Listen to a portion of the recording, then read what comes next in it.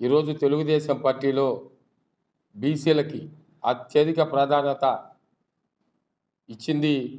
మొట్టమొదట కూడా ఎన్టీ రామారావు గారు పార్టీ ఆవిర్భావం నుంచి పార్టీ బీసీలది, బీసీలే పార్టీ అనే విధంగా ఎన్టీ రామారావు గారు ఆ రోజు నినాదం ఇచ్చారు.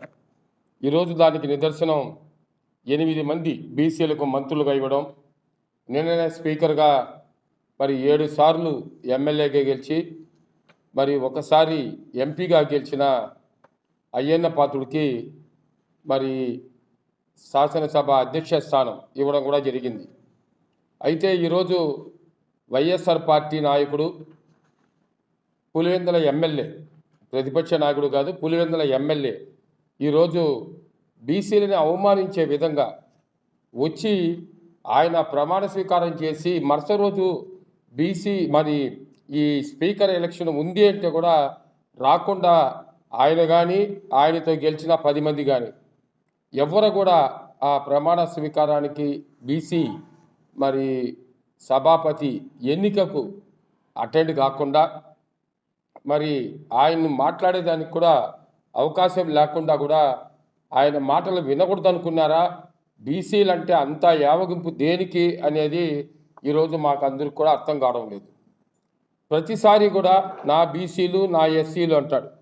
ఎప్పుడు కూడా అందరినీ చంపడమే ఈ 5 ఏళ్ల కాలంలో బీసీలని, ఎస్సీలని చంపడమే ఆయన కార్యక్రమం పెట్టుకున్నాడు. కానీ వాళ్ళ మరి అభివృద్ధికి ఏనాడు కూడా ఆయన సహకరించలేదు. అంతేకాకుండా ఈరోజు లక్షల కోట్లు, మీకు 43,000 కోట్ల రూపాయలు అవినీతి చేశాడని సిబిఐ కేసులు, ఈడీ కేసులు ఉంటే ఒక్కరోజు కూడా కోర్టుకు అటెండ్ కాకుండా నేను ముఖ్యమంత్రి, నేను మరి వస్తే ఎక్కువ ఖర్చులు అవుతుంది అని ప్రజల చేత నమ్మించే పని కూడా చేశాడు. కానీ ప్రజలు దాన్ని నమ్మకుండా సరి అయిన తీర్పు ఇవ్వడం కూడా జరిగిందని కూడా ఈ సందర్భంగా తెలియజేస్తున్నారు. కోర్టులకు ఎవరు అతీతులు కాదు, తప్పకుండా ఆయన్ను శిక్షిస్తారు. ఎవరు తప్పు చేస్తే వాళ్ళని శిక్షించేదే కోర్టు చేసే పని. ఈరోజు అంతేకాకుండా ఈ 5 ఏళ్లలో సుమారు 150 జీవోల పైన మరి హైకోర్టు వ్యతిరేకించింది. మరి నువ్వు చేసిన జీవోలంతా తప్పుని కూడా కొట్టేసింది. మరి అవన్నీ కూడా ఎంక్వైరీ చేస్తే నువ్వు జీవితాంతం నువ్వు జైల్లో ఉండాల్సిన పరిస్థితి ఏర్పడుతుంది జగన్మోహన్ రెడ్డి, దాన్ని గుర్తుపెట్టుకో. ఈరోజు అంతేకాకుండా నీ పార్టీకి సుమారు 677 కోట్ల రూపాయలతో సుమారు 47 నుంచి 50 ఎకరాలు మంచి వాల్యుబుల్ భూమిని ఈరోజు నువ్వు కబ్జా చేశావు. దానికి ఎక్కడా కూడా పర్మిషన్ లేదు. నువ్వు నీ చేతిలో ఉంది కదా జీవో ఇచ్చావు. అవన్నీ కూడా తప్పుడు జీవోలు అనేది కూడా ఏదైనా తొందరగా తేల్చింది. దానిపైన కూడా నువ్వు జైలుకు పోవాల్సిన పరిస్థితి ఏర్పడుతుంది అని కూడా ఈ సందర్భంగా జిల్లా తెలుగుదేశం పార్టీ తరఫున నేను హెచ్చరిస్తున్నా. నిన్నటి నుంచి వైకాపా పార్టీ నాయకులు, సాక్షి ఛానల్ ఇవన్నీ కూడా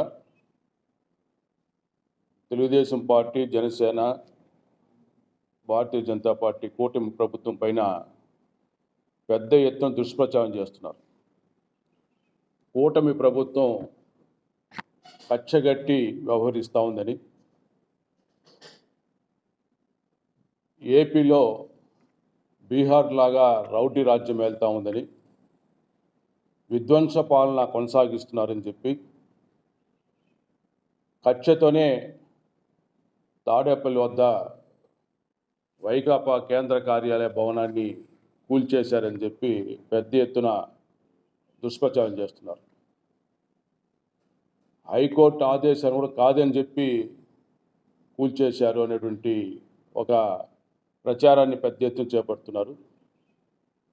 దీనికి వాస్తవాలు చెప్పాల్సిన బాధ్యత మా పైన కూడా ఉంది. తెలుగుదేశం ప్రభుత్వం, చంద్రబాబు నాయుడు గారు ఎప్పుడు కూడా కక్ష సాధింపు చర్యలు పాల్పడే మనస్తత్వం కాదు. ఈ రాష్ట్రం శుభ పరిపాలన జరుగుతుంది తప్ప విధ్వంస పాలన ఎట్టి పరిస్థితుల్లో జరగదు. ఏది చేసినా కూడా చట్టబద్ధంగా నిబంధనలకు అనుగుణంగానే పనిచేయడం జరుగుతుంది. ఈరోజు వైకాపా కేంద్ర కార్యాలయ భవనాల కూల్చివేతకు సంబంధించి వాస్తవాలు చూస్తే ఈ భవనం కోసం Tadepalli survey number 202/A boat yard స్థలంలో 2 ఎకరాల కోసం శ్రీ డొక్కా మాణిక్వర ప్రసాద్ గారు 2023 జనవరి 1వ తారీఖున దరఖాస్తు చేసుకున్నారు. దానిపైన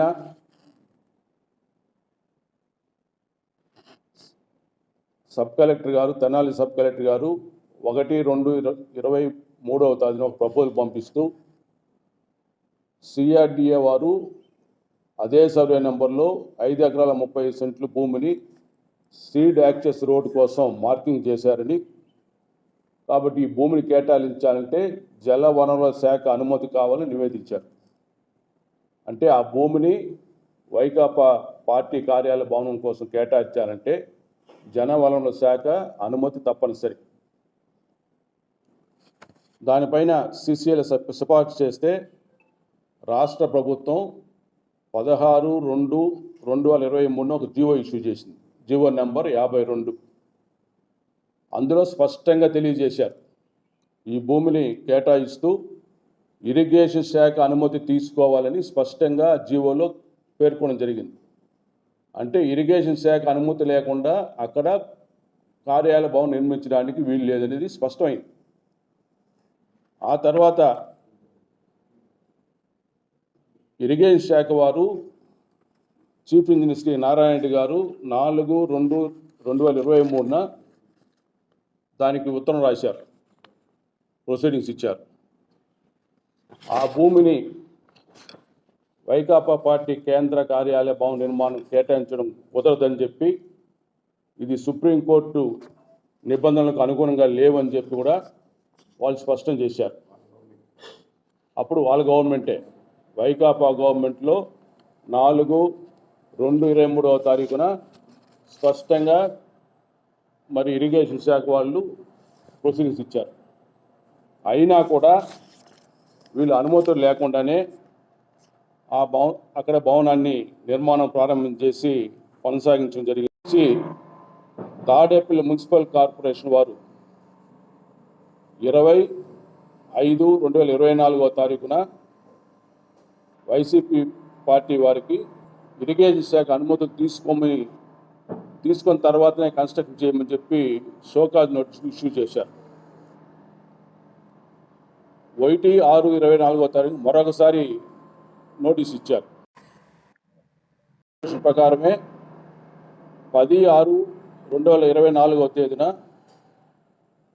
రాంకీ ఇన్ఫ్రాస్ట్రక్చర్ సంస్థ ఎవరైతే దాన్ని కడుతున్నారో వాళ్ళు కూడా ఒక కూల్చివేత నోటీసు కూడా ఇవ్వడం జరిగింది. ఇవన్నీ అయిన తర్వాత వీటిపైన ఎలాంటి సమాధానం చెప్పకుండా 21/6/24న హైకోర్టులో కేసు వేశారు. ఆ కేసులో గౌరవ హైకోర్టు వారు చట్టబద్ధంగా చర్యలు తీసుకోమని కోర్టు సూచించింది. ఎలాంటి స్టే ఉత్తర్వులు కానీ ఏమీ లేవు. ప్రభుత్వాన్ని సూచించింది చట్టబద్ధంగా చర్యలు తీసుకోవాలని చెప్పి.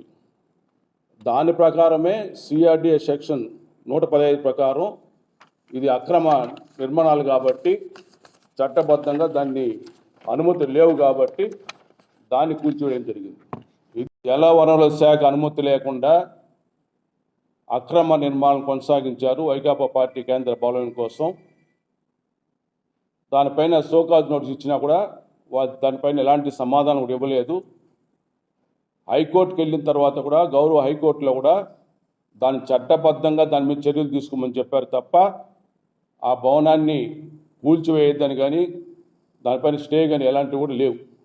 కాబట్టి ప్రభుత్వం నిబంధనలకు అనుగుణంగా దాన్ని కూల్చివేసింది తప్ప ఇది కచ్చగట్టి కానీ లేదా ఆ భవనాన్ని అక్కడ దుర్దేశపూర్వం కూల్చివేత కాదని కూడా ఈ సందర్భంగా తెలియజేసుకుంటూ వైకాపా పార్టీ నాయకులు ఒకటే చెప్తున్నాం, మీరు దుష్ప్రచారాలు చేయొద్దండి. దుష్ప్రచారాలు చేసిన ప్రజలు నమ్మే పరిస్థితులు లేరు. మీ కేంద్ర కార్యాలయ భవనం అక్రమ నిర్మాణం, చట్టబద్ధంగా నిబంధనల ప్రకారమే దాన్ని కూల్చివేయడం జరిగింది తప్ప ఇందులో చంద్రబాబు నాయుడు గారి జోక్యం కానీ, తెలుగుదేశం పార్టీ జోక్యం కానీ, లేదా కూటమి ప్రభుత్వం జోక్యం కూడా ఏమాత్రం లేదని చెప్పి సందర్భంగా తెలియజేసుకుంటూ, మీకు ఇచ్చిన షోకాజ్ నోటీసులన్నీ కూడా జగన్మోహన్ రెడ్డి ముఖ్యమంత్రిగా ఉన్నప్పుడే ఈ కార్యక్రమాలన్నీ జరిగాయి. అప్పట్లోనే మీరు అధికార మతంతో మరి ఇచ్చిన షోకాజ్ నోటీసులు కూడా రిప్లై ఇవ్వకుండా కోర్టుకు వెళ్ళినా కూడా కోర్టులో కూడా మీకు అనుకూలంగా ఉత్తర్వు రాలేదు కాబట్టి చట్టబద్ధంగా వ్యవహరించమని చెప్పి రాష్ట్ర హైకోర్టే సూచించింది కాబట్టి ప్రభుత్వం ఈరోజు దాన్ని అక్కడ కూల్చివేయిందని తప్ప ఇలాంటి దురుద్దేశం లేదని కూడా స్పష్టం చేస్తున్నాం.